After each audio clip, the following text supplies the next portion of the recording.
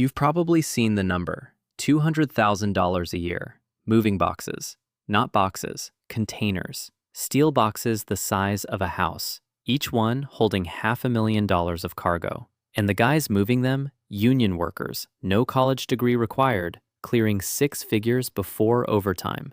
That number is real. The ILWU, the International Longshore and Warehouse Union, represents dock workers across 29 ports on the West Coast. Foremen average over $300,000 a year.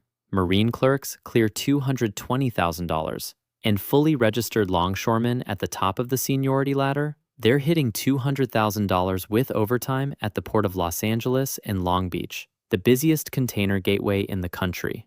It's the kind of money that makes people stop and reconsider everything. No 4-year degree, no $80,000 in student loans, no corporate politics. Just show up, move cargo, get paid.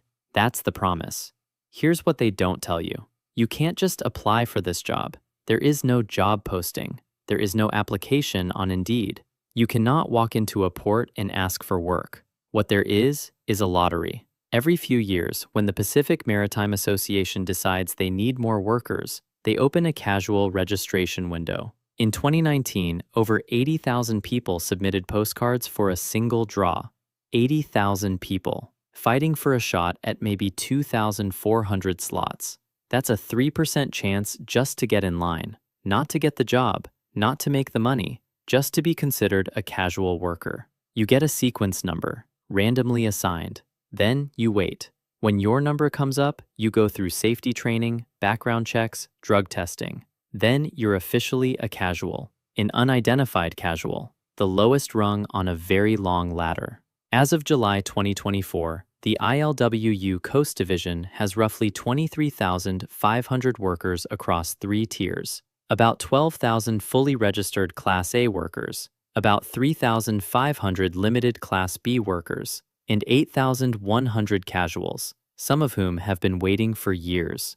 You are starting at the bottom of that pile. Your first day as a casual, you show up to the dispatch hall, not a building exactly. At the Wilmington Hall near Los Angeles, it's essentially a parking lot next to an auto dismantling yard. You stand in line. They call jobs. They go to A workers first, then B workers, then ID casuals, then unidentified casuals. If there's enough cargo moving that day, you might get a shift. If not, you go home, unpaid. You don't have a schedule. You don't have a guaranteed shift. You don't have benefits yet. You show up every single morning and you hope. The starting hourly rate for casuals is $54.85. That sounds decent, but if you're only getting 2 or 3 shifts a week, you're making $30,000 to $50,000 a year in Los Angeles, one of the most expensive cities in the country. Meanwhile, you're doing the same physical work as the guys next to you who are clearing 6 figures. The work itself is brutal. Loading and unloading ships that dock at all hours, 2 a.m. shifts, holiday callouts. Cargo doesn't care about your schedule. One casual worker described it this way. In the beginning, I was working 5 or 6 days a week. Right now, I'm getting 2 days, maybe 1. I'm here every day hoping to get a job. She had been a casual for years. The clock never stops. Because your shot at moving up isn't about time served. It's about hours worked, total accumulated hours. That number determines your seniority, and seniority determines everything. Miss a day, fall behind on hours, and someone younger, faster, with less going on in their life, catches up to you. And in this system, a half hour of seniority is the difference between getting in and waiting another 3 years. This is where most people quit. They've been showing up to the hall for 2, 3, 4 years. They've put in the hours. They're good workers. They know the docks better than some B workers. But the union doesn't open new registration windows based on how hard you've worked. It opens them when fully registered members retire, and only then. And retirement in the ILWU comes slow. These are people with pensions, healthcare, union protection. They don't leave until they have to. Historically, it takes between 5 and 15 years as a casual to become a fully registered B worker, not AB, the middle tier. 15 years just to cross the first real threshold. One casual in Los Angeles put it bluntly. It takes 10 to 15 years for a casual to get hired in as a full-time worker. It's literally whenever PMA decides to hire, and it's based on who has the highest hours. And while you're waiting, you're not a union member. You have no voting rights. When the union and the Pacific Maritime Association negotiate a new contract, a contract that directly affects your wages and your future. You don't have a seat at the table. The union keeps quiet about the negotiations. The casuals just wait. Some people have kids now, mortgages. They can't survive on part-time dock wages in a major city. They leave. They go back to the jobs they came from: iron workers, truck drivers, warehouse workers, and someone with fewer hours, someone with fewer obligations, someone who can afford to wait moves up the list. If you make it, if you outlast the lottery, the dispatch hall, the inconsistent shifts, the years of no guarantee, you get your B card. Everything changes. You're a limited registered member now. You get priority over casuals at dispatch. You start accumulating hours faster because you actually get work. You're inside the union. You have a vote. You have health care. You start learning the equipment: forklifts, top loaders, reach stackers. The more certifications you carry, the more jobs you're eligible for. The more jobs you're eligible for, the more shifts you pick up. The more shifts you pick up, the faster your hours climb. And then, after more years, more seniority, more waiting for A workers to retire, you become Class A, fully registered, the top of the chain. At that point, the math changes completely. Base pay for a top-tier ILWU longshoreman hits $118,248 a year as of 2025. That's the floor. Second shift pays 1.33 times base. Third shift pays 1.6 times. Overtime on the first and second shift runs at 1.5 times. Overnight overtime, 1.8 times. A worker who maximizes overtime isn't making $118,000. They're making $180,000, $200,000, some years more. And there's a pension, full health care, a union that has fought and won for decades. So who actually hits $200,000? Not everyone who makes A class.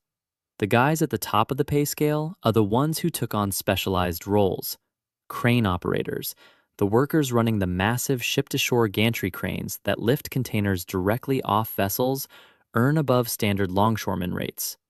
Marine clerks, who handle cargo documentation and manifest tracking, averaged over $220,000 a year according to Pacific Maritime Association payroll data.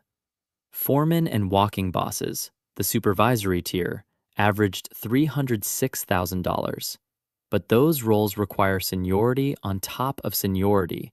They require showing up for the jobs nobody else wants: the 3 a.m. gangway work, the holiday double shifts, the dangerous lifts in bad weather. They require knowing the docks cold, every terminal's layout, every crane's quirks, every foreman's preference. The workers who make $200,000 didn't just survive the system, they dominated it. They treated the dispatch hall like a job in itself. They showed up when casuals went home. They took the certifications seriously.